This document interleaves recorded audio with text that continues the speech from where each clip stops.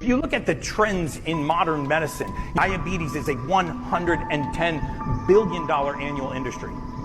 Do you know that? $110 billion a year. Do you think that there's a meeting going on somewhere in a big pharma boardroom right now to put that out of business?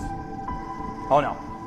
You know, if you said to me, nobody would ever say this, but if you did, if you said to me, Gary, write me a diet that would guarantee I get diabetes, you know what I would do? I'd go right to the American Diabetic Association website, I'd download their dietary guidelines, and I'd send them to you. That's how bad that is. Do it. American Diabetic Association. You know what they recommend for a type 2 diabetic first thing in the morning?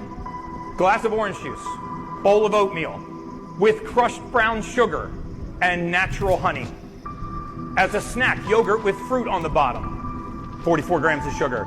Right? You know what that is? That's an insulin dependency diet. Do you know that Pfizer just paid $6.6 billion for Arena Pharmaceuticals? Do you know what Arena Pharmaceuticals does? Anybody know? Fixes myocarditis, pericarditis, and diffuse vasculitis as a consequence of vaccine injury. That's a fact.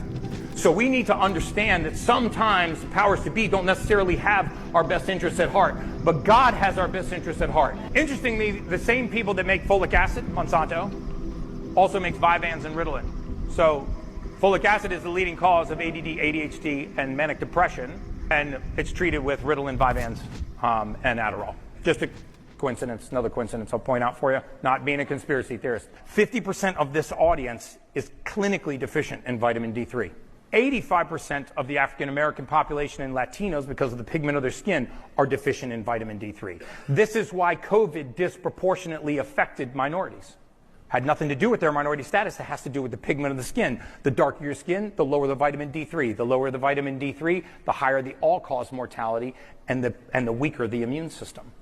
Right? In fact, one of the worst things that we did during the pandemic was further weaken our immune system by social distancing, residential quarantining, masking, right? You know what human beings were meant to do? They're meant to do what we're doing right now, right? Interact with other human beings.